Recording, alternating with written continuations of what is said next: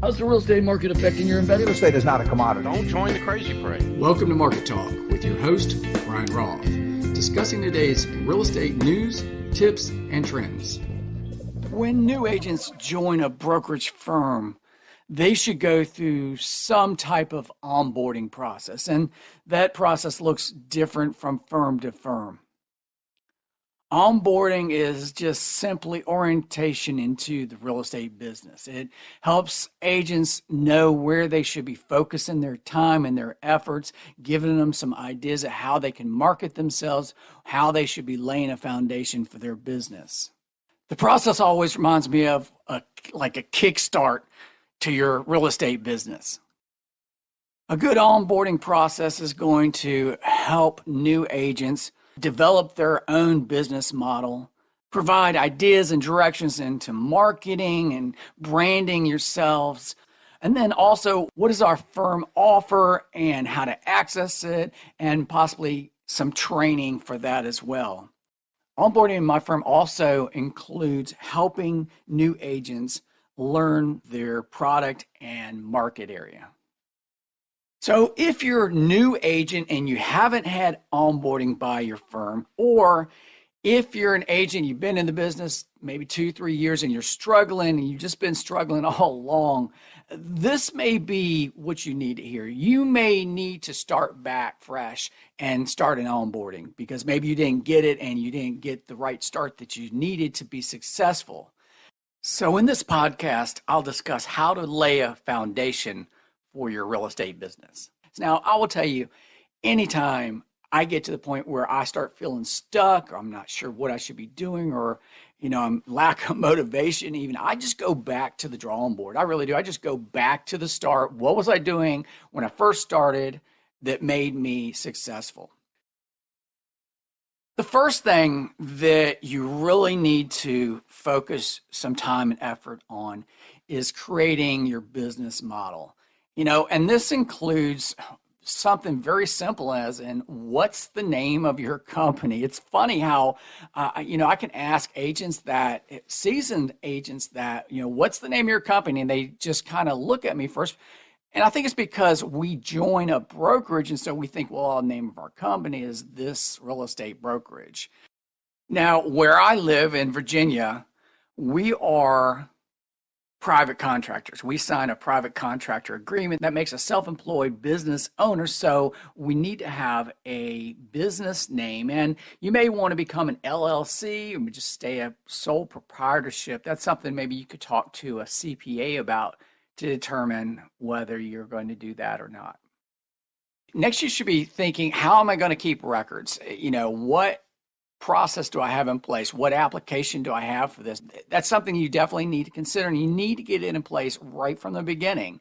There's things like QuickBook out there, different applications that you can utilize that are really good. Some of them, have a bit of a learning curve, so you might have to take a class on it.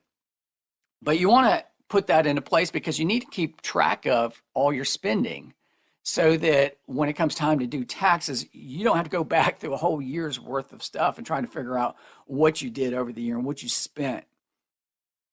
Next, you really should focus on developing a business plan. And you can find business plans online. Just Google real estate business plan, and you can find some really good ones. But really all it does is it helps you to focus your efforts on what your business looks like, who your target audience is, how are you going to target them, and what marketing methods, what prospecting methods you're going to use. It helps you to develop a plan to attack this real estate market, to get going in it, and to really focus your efforts rather than just waking up tomorrow morning saying, oh, what am I going to do today as a real estate agent? Some other items in your business plan would be maybe like a mission statement. Why do I exist as a real estate agent? An example of a good mission statement is my mission is to inspire a positive, lasting impact and to develop lifelong relationships with my clients built on trust and integrity. So very short and sweet, 1 or 2 sentences that just tell why you exist as a real estate agent.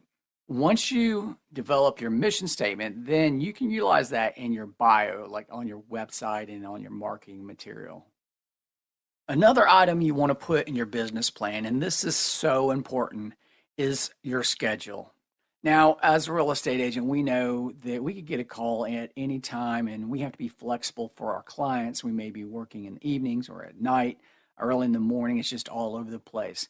But for ourselves and for our family, we need to have a committed work schedule that we know that these are the hours from whatever time to whatever time. These are the hours that I'm conducting real estate business. And those are the times you're doing administrative work or you're prospecting or bookkeeping. The last thing you want to make sure is in your business plan are goals. And goals should always be SMART. And SMART's an acronym for specific, measurable, attainable, relevant, and time bound. Now, if you were to go to my website, markettalkweekly.com, and you can create a free account, click on the Learning Center, and you can actually download a free SMART goal worksheet to work through. You should develop goals for your business on a monthly and a yearly basis. Now, my background is in human services. I used to be with a rescue mission where I worked with people who were chronically homeless. These are people who had been homeless for years. Yeah, one guy was 14 years on the street. And we utilize SMART goals. And it's just something about seeing it on paper, having a plan, and following it through. And I'm going to tell you, sometimes these folks would buck a little bit on writing them down. They really just didn't see the need to create a goal and to follow this plan. But man, when they did this and they actually saw progress, it changed their whole mindset. The next onboarding item is your profile picture. Now, you may have come into this business thinking, oh, I'm not going to be like other real estate agents and have my picture on my business card or on my marketing materials. And then you got in the business and you realize, oh, it's kind of needed. See, your profile picture is actually your brand. You are branding yourself with your picture, just like McDonald's uses the golden arches. And whenever you go into a new city and you're looking for McDonald's, all you got to do is look for those golden arches. That's the same thing with your picture. You're going to use a professional picture for all your marketing material, and people are going to start to recognize your face and your brand. It's very important that you use the same picture for everything. And you know what? If you're not comfortable wearing a three-piece suit or a dress, then dress more business casual. But you definitely want to be professional. You want it to be a professional picture. Remember, this is a very important piece of your real estate business. And so it has to be the best of you. It has to look really good. Now, I wouldn't go for glamour shots. We've all seen those. They're real big back in the 80s. But it should bring out the best in you. You want it to be a really good picture of you. Next, you should make sure you have a business profile on all major social media platforms.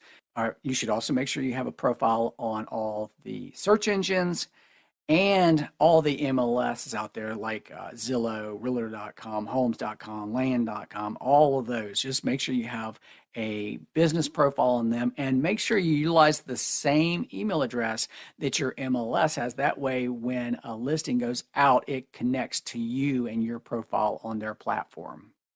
So in a nutshell, any platform that has anything to do with real estate or social media or any way you can promote yourself, especially free, you should have an account. As part of the onboarding process, you're going to also want to really get to know the contracts. I mean, you should know contracts inside and out. You should be able to flip a contract around sitting across the table from a client and not have to read it, but just give a summary of each line item or each section so that they have a complete understanding of it. You also want to make sure you have a customer relationship management software. If your company has one that they provide for you, get in there and really get to know it. That's a great tool that you can utilize. If they don't, you really need to get a CRM.